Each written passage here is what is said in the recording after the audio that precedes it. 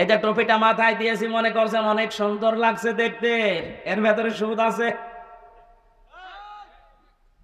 প্রশ্ন আসতে পারে আপনি 200 টাকা দিয়ে টুপিটা কিনে এনেছেন, আপনার তো সুদের টাকা না। হ্যাঁ ঠিক আছে, টুপিটা যে ফ্যাক্টরিতে তৈরি হয়েছে, ফ্যাক্টরির মালিক লোন নিয়েছে। এক কথা বলছেন না, যতদিন পর্যন্ত দেশে জাকাত ভিত্তিক অর্থনীতি কায়েম না হবে, তার মানে কোরআন কায়েম না হবে, ততদিন আপনি ফেরেশতা জিবরাইল যদি দিনাজপুরে বাস করে, ও ডাইরেক্ট ইনডাইরেক্ট সুদখোর। যে ব্যক্তি কোরআন পড়তে চায়, কোরআনকে তাকে বুঝতে হবে। আমি নাম নিলাম না, একজন মনে করেন এখানে আছেন তার বাবা মারা গেছে, সভাপতি সহ আমার মতো আরো 5 জনকে নিয়ে বলছে হুজুর কোরআন খতম করে দেন। ওরা কোরআন খতম করে ফেললাম, উনি আমাদেরকে খাবার দাবার হাদিয়া তোফা সম্মান দিয়ে বিদায় করবে না করবে না? বলে না কেন? ওরা কোরআন শরীফ শেষ করে হাদিয়া তোফা দিয়েছে, খাবার দাবার দিয়ে সম্মান দিয়ে বিদায় দেবে। হঠাৎ করে যদি মহতামিম সাহেব বলে হুজুর ওই ভাইকে ডাকেন তো, আপনাকে বাড়িওয়ালা পড়েছি মাতৃভাষা আমাদের আরবি না, আপনি বোঝেননি, এবার একটা মাত্র আয়াত আপনাকে আমরা আরবিতে পড়ার পরে একটু বাংলায় শোনাবো, তারপরে আপনি হাদিয়া দেবেন, খাবার দেবেন, বিদায় করবেন, যা করেন আরো বেশি করে করেন। ওনার সামনে আরবি আয়াতটা তেলাওয়াত করেছে সুর দিয়ে, ফাহাল্লা হালালাহু ওয়া হারামা হারামা ওয়া হাল্লাল্লাহুল বাইআ ওয়া হারামার রিবা। এখনো পর্যন্ত উনি বুঝেছে? বলেন বাংলায় যদি এবার বলি, এটা আল্লাহ জানাতে চেয়েছেন ব্যবসা তোমাদের জন্য হালাল আর সুদ হারাম। আপনি তো এতক্ষণ পর্যন্ত বাবা মরে গেছে এই জন্য আমাদেরকে পড়া কোরআন খতম করালেন, কিন্তু আপনি তো সুদ খান। এবার যা টাকা দিয়েছিল, খাবার দিয়েছিল, সব পিটিয়ে বের করবে। এবার বলছেন এখন আর সম্মান এতক্ষণ যা দিয়েছিল বলবে কি আপনি আমার গোপন জায়গায় হাত দিলেন, টাকা দেখো তোকে দিচ্ছি দাঁড়া। যেহেতু আমাদের মাতৃভাষা আরবি না, এই জন্য আমরা হয়তো বুঝি নাই। গালি দিলে অনেকে মনে করে দোয়া করছে, কিন্তু এই শব্দটাই আবু জেহেল আবু লাহাবের সামনে যখন নবীজি পড়তেন, ওরা সুদের মহাজন ছিল। কি ছিল? ওরা বুঝে ফেলেছে যে মোহাম্মদ কি বলতে চায়, তখন আর বাংলা, ইংরেজি, আরবি, ফার্সি, উর্দুতে ব্যাখ্যা করা লাগতো না। আরবি পড়লেই ওরা বুঝতো, কারণ ওদের মাতৃভাষায় আরবি। বাস্তবে বাংলাদেশে এমন অনেক জায়গা আছে হালালকে হালাল জানার পর, হারামকে হারাম জানার পরেও মানা যায় না। কোরআন যেহেতু এজহার নেই, এজন্য আমরা মুসিবতে আছি। কোন মানুষ যদি কোরআন পড়ে এবং কোরআনকে বোঝে, যতটুকু বুঝবে তার উপরে ততটুকু বাস্তবে মেনে চলার চেষ্টা চালাবে। সাহাবায়ে কেরামের 2 পারা 3 পারা পড়তে সারা জীবন লেগে যেত। সূরা নাস আর ফালাক পড়তে হযরত ওমরের 11 দিন লেগেছিল তার জীবনীতে কেস। অথচ আমারে পড়তে দেন সূরা নাস আর ফালাক আমি 3 মিনিটে শেষ করে ফেলবো। তাহলে হযরত ওমর মনে হয় পড়তে পারতেন না, তাই হ্যাঁ তার এত সময় লাগলো কোন কারণে? যে আয়াত পড়তেন ওইটা তার প্র্যাকটিক্যাল লাইফে মিলাতেন। কুল আউযু বিরাব্বিন নাস। আল্লাহ পাক বলেন নবী আপনি বলুন আমি আশ্রয় চাই মানুষের রবের কাছে। এখন রব কি? রবের অর্থ প্রধানত 19টা। উনি 19টা বিষয় নিজের জীবনে মিলিয়ে দেখতেন। রব মানে আইনদাতা, রব মানে প্রতিপালক, রব মানে উকিল, রব মানে এরকম যত আছে মিলাতেন, দেখি আমার জীবনে মেলে কিনা। যখন দেখতে রব মানে আইনদাতা, আমার জীবনে আল্লাহর আইন আমি যতটুকু ওই সামর্থ্য আমি মানতে পারছি। রব আমার রিজিক দাতা, আমি আল্লাহ বাদে অন্য কাউকে রিজিকের উপরে ভরসা করি না, মানিও না। একটা একটা করে 19টা মিলিয়ে ফেলতেন। তখন বলতেন পরবর্তী আয়াত দেন মালিকিন নাস। আমরাও তো কোরআন এইভাবেই পড়ি। 11টা আয়াত পড়তে 11 দিন সময় লেগে যেত এইভাবে মিলাতেন। আর আমাদের এক খতম করতে দেবেন 11 ঘন্টায় পড়া কোরআন পড়ে শেষ করে আর এক খতম শুরু হবে। এখানে করার ব্যাখ্যায় আমি যতগুলো অর্থ পেয়েছি অভিধানে 4টা শর্ত সব জায়গায় লেখা আছে। কেউ যদি কোরআন পড়তে চায় সে যেন শুদ্ধ করে পড়ে। ওয়ারাত্তিলিল কোরআন তারতিলা, এই নির্দেশ কার? আরো জোরে বলেন। 2 নম্বরে কোরআন শুধু পড়লে হবে না, ফালা ইয়াতাদাব্বারুনাল কোরআন। কি হয়েছে তোদের? কোরআন নিয়ে কেন চিন্তা ভাবনা করো না? না বুঝলে আপনি চিন্তা করবেন কি দিয়ে? 3 নম্বরে এটা আপনার প্র্যাকটিক্যাল লাইফে আপনি মিলাবেন, বোঝার চেষ্টা চালাবেন। 4 নম্বরে যতটুকু বুঝেছেন এটা যেন মানুষ মানতে পারে সেই ব্যবস্থা করে দেবেন। এই 4টা শর্তের নাম হচ্ছে কিরাআ। 4টার নাম কি? এভাবে যারা কোরআন পড়বে আল্লাহ পাক বলেন আল্লাযীনা আতাইনাহুমুল কিতাবা ইয়াতলুনাহু হাক্কা তিলাওয়াতি।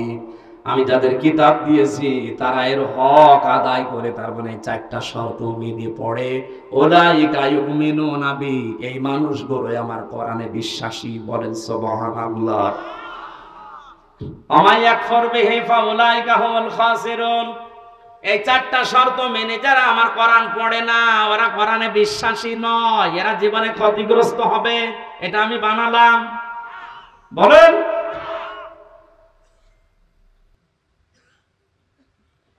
কুষ্টিয়া বিশ্ববিদ্যালয়ে প্রথম যখন ফার্স্ট ইয়ারে 10 সালে ভর্তি হয়, ওই সময় কুষ্টিয়ার মডেল থানার ওসি আসাদুজ্জামান আমাকে বলেছিল, হুজুর আমারে পড়ান। কি কোরআন তো আপনি ভালোই পড়তে পারছেন না? ওনার প্রথম বললাম সূরা ফাতিহা পড়ে শোনান তো।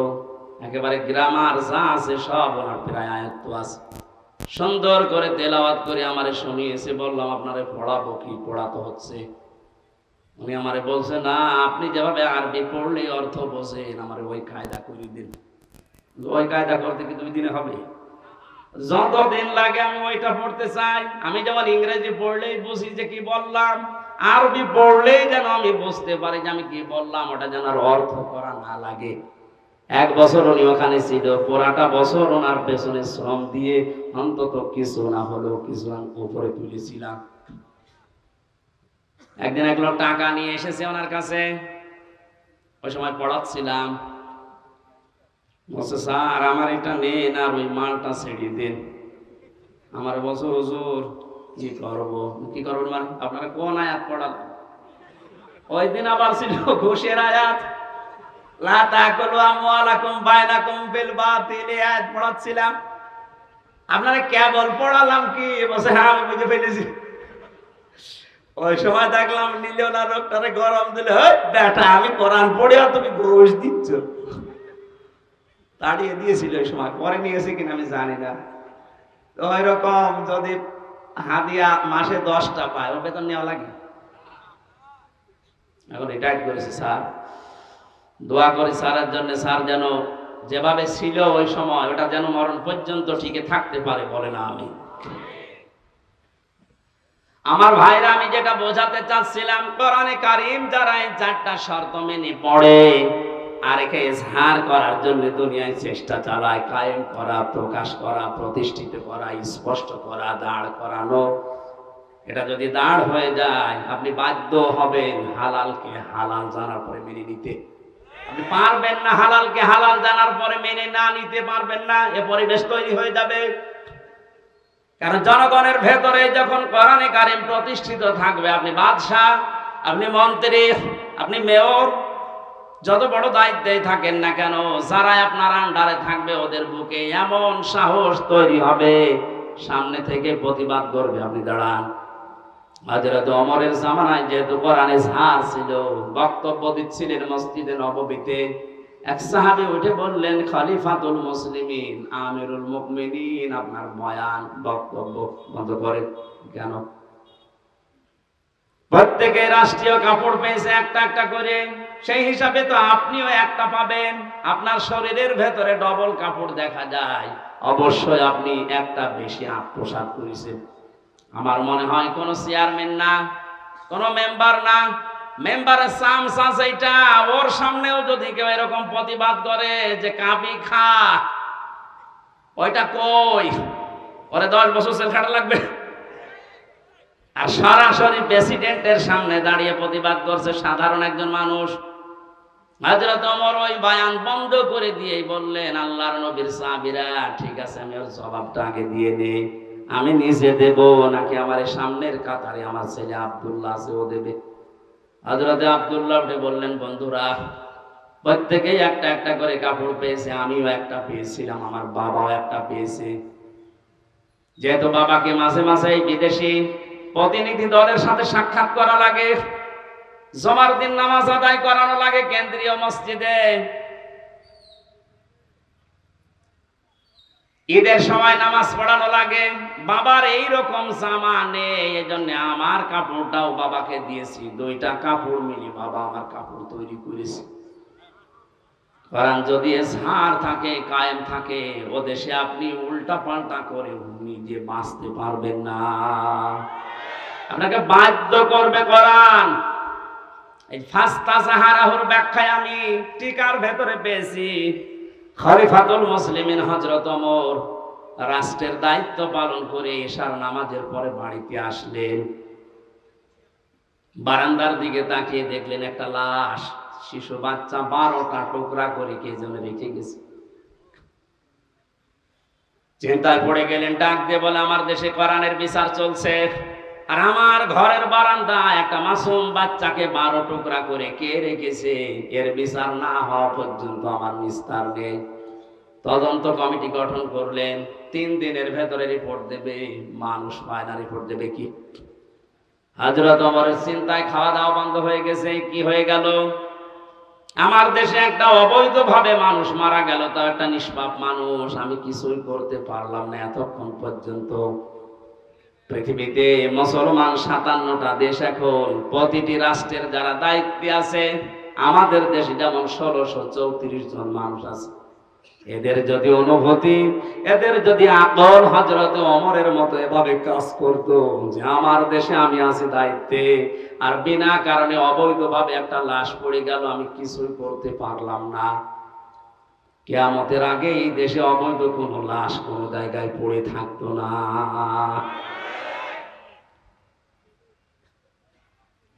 ওনার মাথা নষ্ট হয়ে গেছে। কি হয়ে গেল? কিছু পর্যন্ত এখনো আমার কাছে রিপোর্টই আসে না।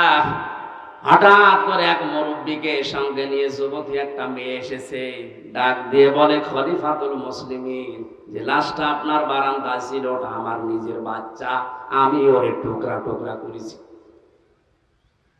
হযরত ওমর ডাক দিয়ে বলে, মেয়ে কি বলো, বুঝে শুনে বলো, পরবর্তীতে কি হবে তুমি জানো? মানুষ হত্যা করার যে বিচার কোরআনে আছে সূরা বাকারায়, আমি নিজেও কোরআনের হাফেজা, আমি নিজে জানি যে বিচার কি হবে। আপনার যা আছে কোরআনে আপনি শুরু করেন না, আমি এমনিতে শুরু করতে পারি না। হযরত ওমর তারপরেও তিনি সব শুনলেন গোড়া থেকে শেষ পর্যন্ত, দেখলেন মেয়েটার কোনো দোষ এখানে নেই, যেহেতু মানুষও নিজের ইচ্ছা করে হত্যা করেছে, এই কারণে তার শাস্তি দেওয়া হবে। আগেরটা আমি বলছি পরে। রায় ঘোষণা হয়ে গেছে সূরা বাকারার 177-78 নম্বর আয়াত অনুযায়ী, কুতিবা আলাইকুমুল কিসাসু ফিল কাতলা, এই আয়াত অনুযায়ী তিনি রায় দিলেন। হঠাৎ করে 3 জন যুবক এসে বলে, খলিফা বিচারের রায়টা একটু থামান, ও দোষ ওই মেয়েটার না, ও দোষ আমাদের। বাবাকে নিয়ে জঙ্গলের পাশে বসবাস করতে মেয়েটা, আমরা 3 জন শিকারে গিয়ে যৌবনের তাড়নায় পড়ে মেয়েটাকে দেখে বাবাকে বেঁধে রেখে ওর সাথে আমরা অন্যায় আচরণ করি, শেষ পর্যন্ত আমাদের কারণে মেয়েটা গর্ভবতী হয়েছে। যদি বিচার করা লাগে তাহলে আমাদের করেন। হযরত ওমর 4 জনকে সামনে নিয়ে ধমক দিলেন, কি 3 দিন কোথায় ছিলে? আমার এত বড় টেনশনের ভেতরে রাখলে কারণ কি? আমি চিন্তায় আমার খাওয়া দাওয়া ঘুম বন্ধ হয়ে গেছে। 3 দিন ভেতরে আসলে না, এখন হঠাৎ করে সব একটা একটা করে বের হচ্ছে। যুবকেরা বলছে, খলিফাতুল মুসলিমিন, আমরা যে সময় অন্যায় করেছিলাম ওই সময় আসতে চেয়েছিলাম, মনে মনে ভাবছিলাম যদি ধরা না পড়ে তাহলে তার অসুবিধা নেই, কিন্তু কোরআনে কারীম আমাদেরকে বাঁচতে দিল না। যেখানে যায় আমাদের কোরআন শান্তিতে থাকতে দেয় না, বারবার পেছনে যেন তাড়া করে বেড়ায় আমাদের বিবেকের উপরে। যেটা করেছো যদি এই গুনার বিচার দুনিয়ায় না হয়, কিয়ামতে আল্লাহ এই পাপের বিচার ডবল করে করবে। দিনাজপুরবাসী একটা কথা মনে রাখবেন, ইসলামের 500 শরীয়তের যে বিধান আছে, এটা যদি কারো দ্বারা লঙ্ঘন হয়ে যায়, যদি ওই বিচার দুনিয়াতে কোরআন অনুযায়ী আপনি না পান, না করতে পারেন, কিয়ামতের দিন কিন্তু ওই বিচার আল্লাহ ডবল করে করবে। কথা বুঝতেছেন? আমরা আর পারলাম না, কোরআন আমাকে তাড়া দিয়ে এই জায়গায় এনেছে, আপনি বিচার আমাদের করেন, মেয়েটাকে ছেড়ে দেন। হযরত ওমর বললেন, না, মেয়েটাকে আমি ছেড়ে দিতে পারতাম, কিন্তু যা বলেছে শেষে এসে সজ্ঞানে স্বেচ্ছায় নিজের বাচ্চাকে নিজে টুকরা টুকরা করেছে। এই কারণে মেয়েটা এবার বলে, খলিফা আপনি তো এতক্ষণ শুনেছেন আমাদের দোষ না, আমার কোনো দোষ আসলে ছিল না, আমি তো নিরীহভাবে বসবাস করছিলাম। যুবকরা যৌবনের তাড়নায় শয়তানের ধোঁকায় পড়ে আমার ইজ্জত সম্ভ্রম নষ্ট করেছে। গর্ভবতী হওয়ার পরে বাচ্চাটা দুনিয়ায় এসেছে, মনে করলাম মাসুম বাচ্চা, এর তো দোষ নেই, কিন্তু এর জন্ম তো ঠিক নেই। আমি কোরআনে কারীমের হাফেজা, আমার পুরা কোরআন আয়াত আছে। কোরআন আমাকে বারবার ডাক দিয়ে বলে, ওয়াতুল্লিম বাদা যালিকা জানিম। আল্লাহ পাক জানিয়েছেন এই পৃথিবীতে কোরআনের ডাইরেক্ট ইনডাইরেক্ট যারা বিরুদ্ধে আছে তাদের 9টা গুণ আয়াতের পরবর্তীতে আছে। তাদের চরিত্রের ভেতরে 9টা গুণ পাওয়া যায়। 1 নম্বরে আপনি যখন দেখবেন কোরআনের বিরুদ্ধে ডাইরেক্ট হোক ইনডাইরেক্ট হোক কেউ যদি অবস্থান নেয়, ওটা জানিম, বদমেজাজি, ওটা যার সন্তান।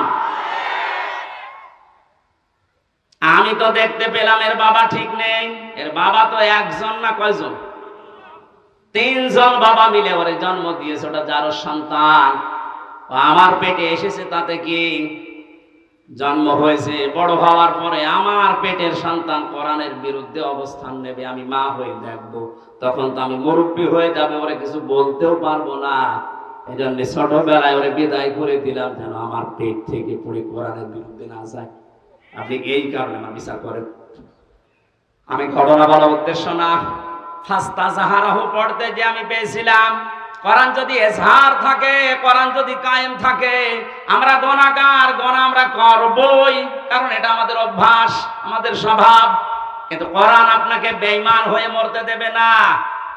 গুনাহ করলেও দুনিয়া থেকে বিদায় নেওয়ার আগে এমন কায়দা, এমন কৌশলে, এমন জায়গায় ফেলবে আপনি যেন নিষ্পাপ হয়ে মারা যেতে পারেন, মরণের পরে পাপের শাস্তি যেন আর পাওয়া না লাগে।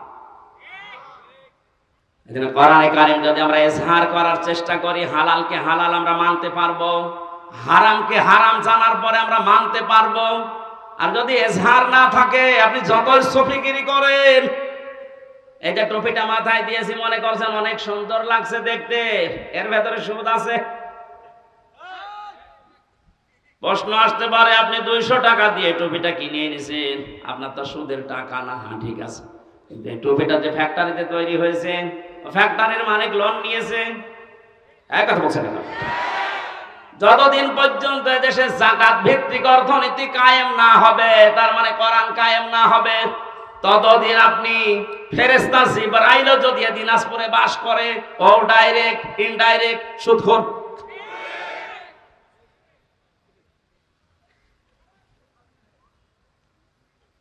কোরআন যে পড়ে, কোরআনকে দাঁড় করানোর জন্য চেষ্টা চালাবে, আর হালালকে হালাল জানার পরে মেনে নেবে, হারামকে হারাম জানার পরে মেনে নেবে। আল্লাহর নবী বলেন, আদখালাহুল্লাহুল জান্নাহ, আল্লাহ তাকে জান্নাতে দিয়েছে না দেবে না। না আপনি আলেম,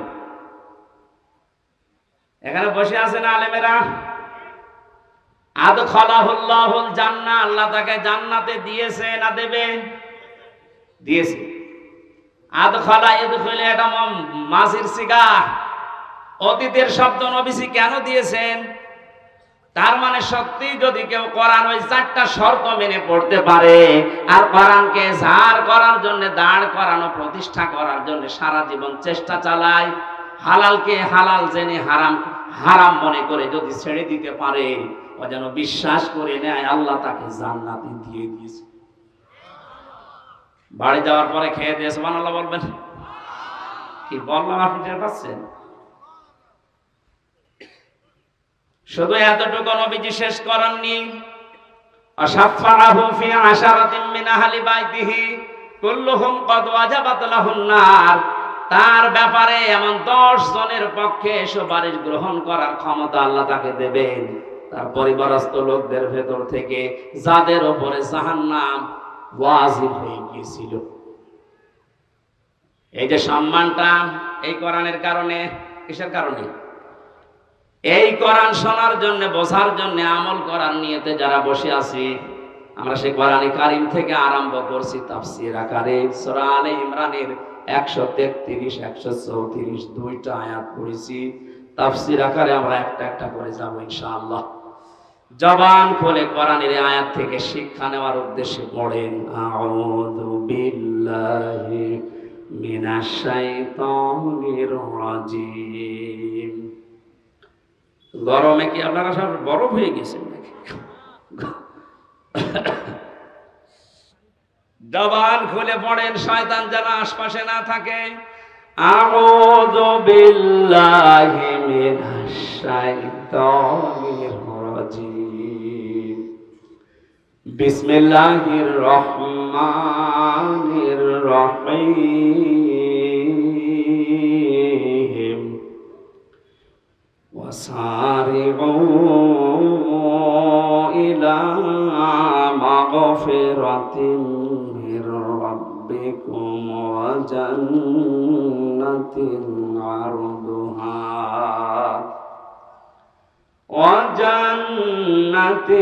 عرضها السماوات والأرض أعدت للمتقين।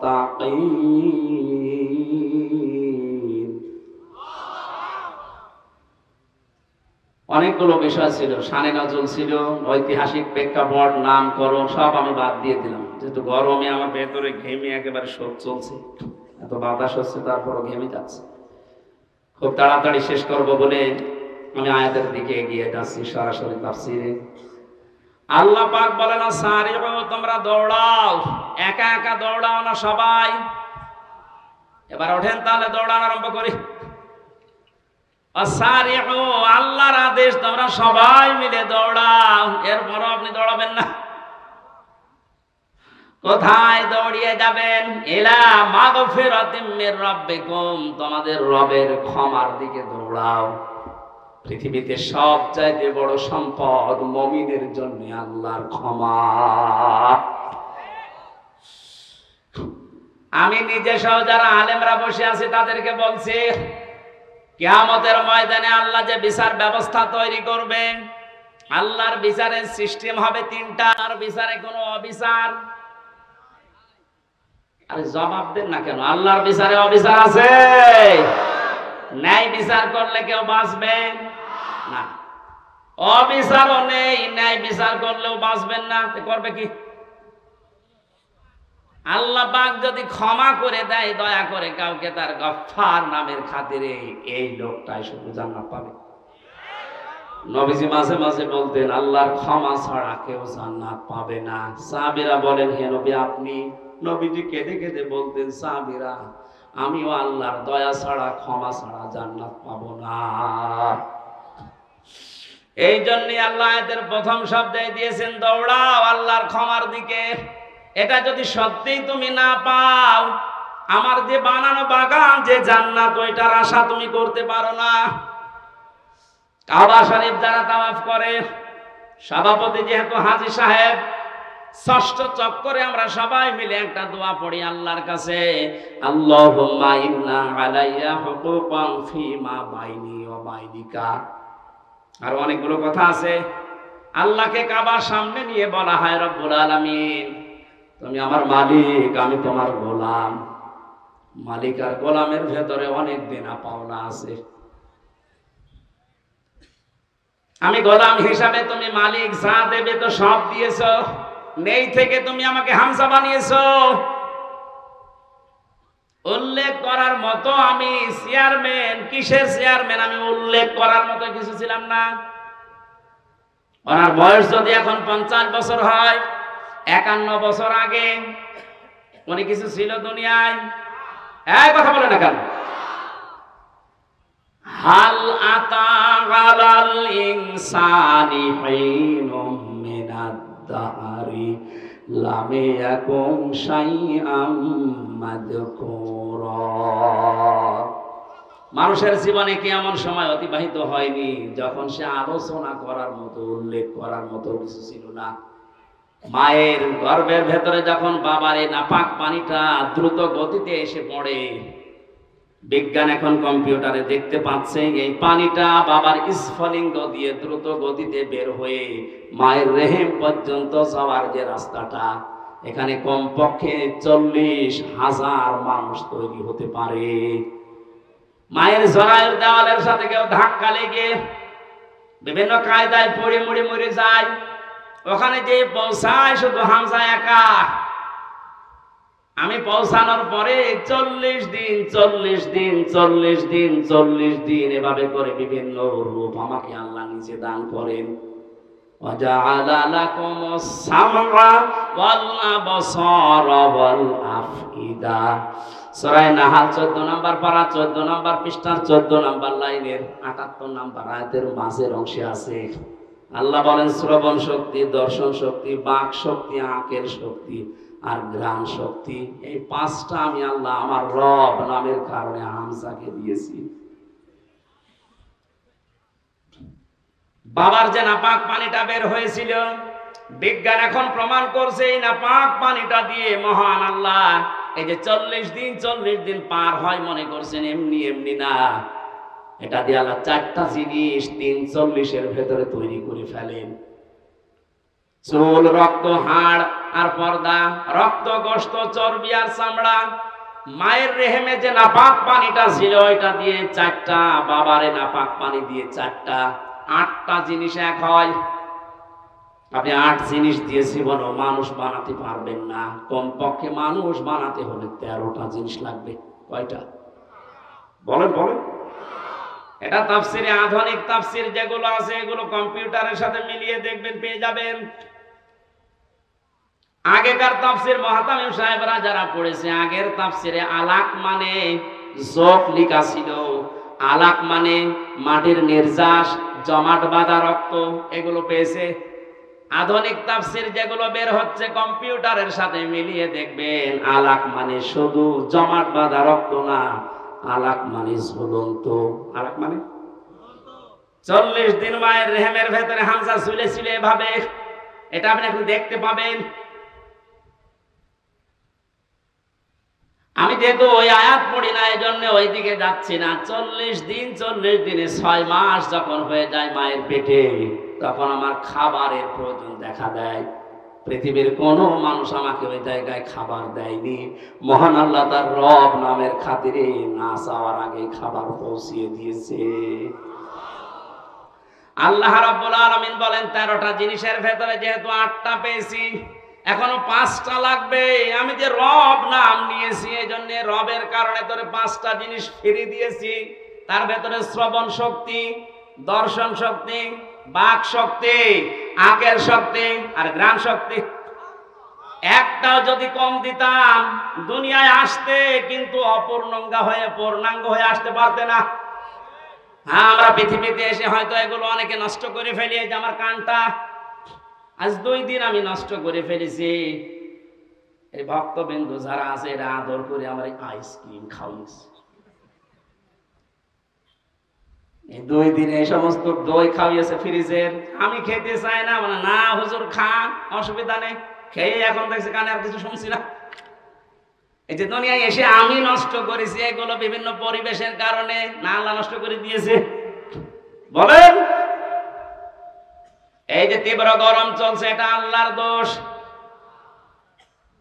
যাহারাল ফাসাদু ফিল বাররি ওয়াল বাহরি বিমা কাসাবাত আইদিন নাস লিইউযিকাহুম বা'দাল্লাযী আমিলু লাআল্লাহুম ইয়ারজিউন।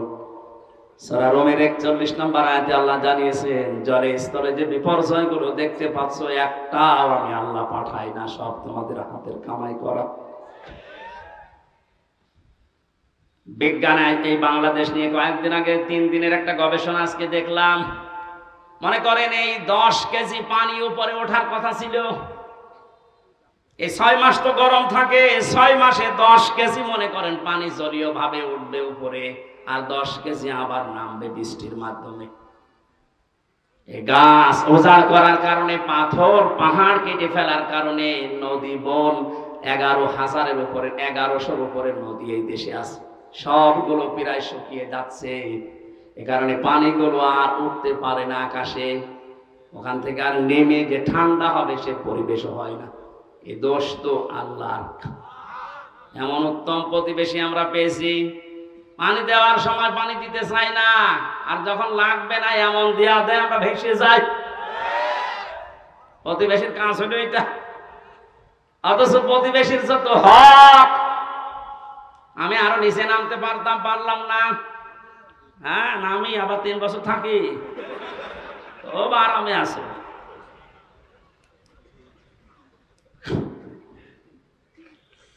বিভিন্ন ধর্মীয় গোড়ামি বিশ্বাসের কারণে ওই সমস্ত জাতিরা তারা বিভিন্ন জিনিস পুড়িয়ে ফেলে, অথচ ওগুলো পুড়িয়ে ফেলার নিয়ম না, মাটির নিচে পুঁতে ফেলার নিয়ম। ওগুলো যেন পচে সার হয়, ওগুলো যে জমি উর্বর হয়, এই নিয়ম ছিল ইসলামে। এই যে মানুষকে মাটি দেওয়া হয়, অন্যান্য জাতিরা পুড়িয়ে ফেলে, কত পার্থক্য আপনি একটু যদি দৃষ্টি দিয়ে দেখেন, সব তো যেয়ে পড়বে আমাদের প্রতিবেশীর উপর। এই জন্য কিছু বলতে পারছি। মা রান্না করছিল, ছেলেকে বলছে যে 50টা টাকা দিলাম তেল নিয়ে আয়, ও তরকারি আমার চুলার উপরে রান্না হচ্ছে না। ও তরকারি রান্না দেখতেছে, বাজারে যে রাস্তার মাঝখানে দেখে মার্বেল খেলা হচ্ছে। 50 টাকা দিয়ে মার্বেল কিনে খেলা আরম্ভ করিস, 50 টাকায় হেরে গেছে। 3 ঘন্টা পরে বাড়িতে আসছেন না, তো সেরকম রেগে আছে। ওই যে তরকারি যেটা চুলায় দেয় আর নাড়ে, ওর নাম কি? ও যখন বাড়িতে এসেছে ডাক দিয়ে বলে, ওই হামজা, টাকা কই? কথা বলে না। তেল কই? কথা বলে না। 3 ঘন্টা কোথায় ছিলি? কথা বলে না। 3টা প্রশ্নের জবাব আমার জানা নেই। আসতে বলেন, আমি বললেই মার খাবো, না বললেও কথা বলে। প্রশ্নের জবাবগুলো কি আমার জানা নেই? বলতে পারবো, বললেই মারবে। আবার যদি চুপ করে থাকে যে বলবো না, তাও মারবে। তারপরেও যদি একটু বুদ্ধিমান হয়ে থাকে, অন্তত 4-5টা মায়ের খাই, তারপরও বলবো না, বললেই সমস্যা। মায়ের উপর দিয়ে যাক, এই জন্যই তো 3 বছর মায়ের উপর দিয়ে গিয়েছে। আপনারা যারা মানুষ পুড়িয়ে ফেলেন, পরিবেশের যে কি ক্ষতি হয় আপনি জানেন। এই খড় কোটা যেগুলো বিভিন্ন আবর্জনা মনে করে আপনি পুড়িয়ে ফেলছেন, না, এটা নিয়ম নয়। বিশ্বনবী 1500 বছর আগে এটা নিষেধ করে দিয়েছেন, মাটির নিচে দিয়ে দাও, এগুলো সার হয়ে যাবে। মাটির উর্বর শক্তি, খাদ্য তৈরি করার যে শক্তি, এটা আল্লাহ বাড়িয়ে দেবে। এই জন্য পানি ওঠা এখন বন্ধ। হয়তো 10 কেজি ওঠার কথা ছিল, উঠে চলে গেছে বিভিন্ন কায়দায়। এখন যে নামবে যে সমস্ত জায়গায়, ওই জায়গাগুলো পানি নামানোর জন্য যেটা দরকার ওই জিনিস নেই। আল্লাহ দেবে কি করে? আমরা তো গাছ কেটে সব শেষ করে ফেলি, পাহাড়গুলো উজাড় করে ফেলি। এরপরে যেখান থেকে আসা দরকার 1100 বিল খাল নদী নালা যদি ভরাট থাকতো, এত গরমের ভেতরে আমাদের এই কয়েকদিন কষ্ট করা লাগতো না। এজন্য পাপের ফসল আমরা পেয়েছি। আল্লাহ বলেন, আমি একটু মজা চাকাই মাঝে মাঝে, দেখি ওরা ফিরে আসে কিনা। বাঙালি এমন চাঁদ, ফিরে আসা দূরের কথা, আল্লাহর সমস্ত আযাব আসার পরে মন্তব্য দেয় টকশোতে বসে বসে যে এগুলো প্রাকৃতিক দুর্যোগ, তেমন কিছু না। রে বেটা, প্রাকৃতিক দুর্যোগ বলে কিছু নেই, সব তোমাদের হাতের কামাই করা ফসল। পৃথিবীর যেই দেশে প্রকাশ্য জেনার ব্যভিচার বেড়ে যায়, মহান আল্লাহ তখন সঙ্গে সঙ্গে দেশে গজব নাজিল করার সিদ্ধান্ত নেয়। বাস্তব প্রমাণ দুবাই। এই কথা বলে না কেন? আমেরিকায় এত জেনা হয় না। বড় বড় ভবনগুলো সব জেনার কারখানা। আল্লাহর শরীরের বাইরে চলে গেছে, না বিমানবন্দর পর্যন্ত ভাসিয়ে দিয়েছে। যা এখন এই ঘাস শুকিয়ে উঠতে ওদের 10 বছর লাগবে। দুবাইয়ের মতো এত উন্নত জায়গাগুলো যদি আল্লাহ কয়েক ঘন্টায় ধ্বংস স্তূপে পরিণত করে দিতে পারে, আমাদের দেশকে কিছুই করতে পারবে না, কারণ আমরা করোনা মোকাবেলা করে ফেলেছি।